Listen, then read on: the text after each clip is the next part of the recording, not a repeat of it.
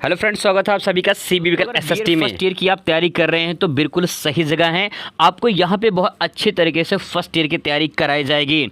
यहाँ पे पहला क्वेश्चन देख सकते हैं, दर्शन का अर्थ क्या है। आपको बता दें, याद करवाने की गारंटी दोस्तों है, याद भी करवा देंगे, बस थोड़ा वॉच कर लीजिए। आपको अगर याद नहीं होगा तो आप अनसब्सक्राइब करके चले जाना। दोस्तों यहाँ पे देखिए, दर्शन का अर्थ पूछा गया है। इससे पहले क्लास 1 पे मैंने बात किया था शिक्षा का अर्थ। यहाँ पे बात करने वाले हैं दर्शन का अर्थ। इसके बाद दोनों को कंबाइन करेंगे और पढ़ेंगे शिक्षा दर्शन का अर्थ या शिक्षा दर्शन क्या है। अभी पहले हम लोग समझते ये हैं कि दर्शन का क्या अर्थ है। दोस्तों वो क्वेश्चन पहले मैंने सेलेक्ट किए हैं जो काफ़ी बार एग्जाम में रिपीट हो रहे हैं, तो यहाँ पे वही क्वेश्चन पहले पुटअप किए गए हैं। तो चलिए शुरुआत करते हैं, समझते हैं मीनिंग ऑफ फिलॉसफी यानी दर्शन का क्या अर्थ है। इसको दोस्तों पहले सिंपल वे में समझने की कोशिश करते हैं। यहाँ पे देखिए, दर्शन शब्द की उत्पत्ति संस्कृत भाषा के दृश्य धातु से बना है, जिसका अर्थ है देखना, जिसके द्वारा देखा जाए। दोस्तों सिंपल सी बात ये है, दर्शन का तात्पर्य ये है कि यहाँ पे अगर हम संस्कृत भाषा में इस अर्थ का निकाले मतलब तो देखना, ये जिसके द्वारा देखा जाए। अर्थात हम कह सकते हैं देखना का अर्थ है आँखों से देखना ही नहीं, बल्कि बौद्धिक क्षमता, तार्किक और अंतर्दृष्टि से देखना ही दर्शन कहलाता है।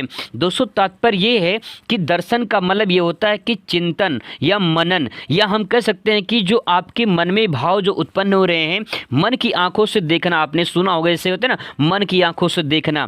तो यहाँ पे कह सकते हैं देखना का अर्थ सिर्फ आंखों से देखना नहीं है, बल्कि बौद्धिक क्षमता, आपकी जो क्षमता है, जितना आप सोच सकते हैं, आपकी सोच ही आपकी मंजिल है। जी हाँ दोस्तों, आपकी सोच ही आपकी मंजिल है। आप जितना सोचोगे उतना ही आप पाओगे। अगर आप सोचोगे मुझे 90+ अचीव करना है, तो आप 90+ अचीव करने के लिए कुछ काम करेंगे तो हो सकता है कि आप 90+ अचीव कर जाएं। यानी आपकी बौद्धिक क्षमता जितनी होगी आप उतना ही सोच पाओगे। दोस्तों बात बहुत सत्य है। इसके बाद जितना आपकी क्षमता होगी उतना आप सोचोगे और उसके हिसाब से आप तर्क लगाओगे कि आगे क्या करनी है, आगे कैसी प्लानिंग बनानी है कि हमारा 90% आ जाए। ठीक उसी प्रकार से आपको करना क्या है, जब बौद्धिक क्षमता से आप सोचोगे, समझोगे, फिर तर्क लगाओगे। इसके बाद आप अंतर्दृष्टि मतलब आप अपने आप में झांक के देखोगे कि मेरे कितनी तैयारी हो चुकी है। इसके बाद दोस्तों आपको कॉन्फिडेंस आएगा कि मेरा इतना तैयार हो चुका है, इस बार मेरा 90% आने वाला है। दोस्तों मैंने एग्जाम्पल के माध्यम से जो बात बताने की कोशिश की है वो ये है कि जो दर्शन है बौद्धिक क्षमता, तार्किक और अंतर्दृष्टि से देखकर ही आपको दर्शन का पता चलता है। तो यहाँ पे ये 3 पॉइंट दोस्तों आपको ध्यान में रखना है कि दर्शन क्या है। आगे इसको थोड़ा और डिफाइन करते हैं तो देखते हैं, यहाँ पे दर्शन को फिलॉसफी कहते हैं, जो ग्रीक भाषा के 2 शब्दों से मिलकर बना है। दोस्तों आपको बता दें, यूरोप में एक देश है जिसका नाम है ग्रीस।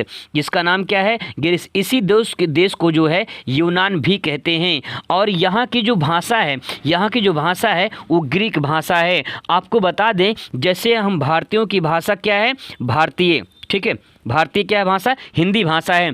ऐसे ही ग्रीस या यूनान की भाषा कैसी होती है? ग्रीक होती है। आपको बता दें, जो ग्रीक भाषा है ये फिलॉसफी शब्द है, यहाँ से 2 शब्दों से मिलकर बना है। और वो जो शब्द है वो है फिलॉस और दूसरा है सोफिया।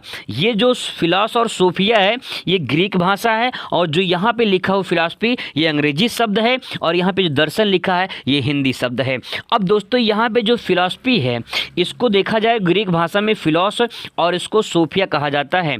फिलॉस का अर्थ होता है प्रेम और सोफिया का अर्थ होता है ज्ञान। अर्थात हम कह सकते हैं ज्ञान से प्रेम। यानी फिलॉसफी का जो शब्द निकल कर आ रहा है दोस्तों वो है ज्ञान से प्रेम। यानी तात्पर्य ये है कि आप ज्ञान से प्रेम, यानी आपका जो ज्ञान है उससे प्रेम है और प्रेम से ज्ञान है। ये बात यहाँ पे समझने की कोशिश करिए। आगे देख लीजिए, थोड़ा सा और इसको परिभाषित करते हैं तो यहाँ पे आपको कुछ और क्लियर हो जाए कि दर्शन क्या है।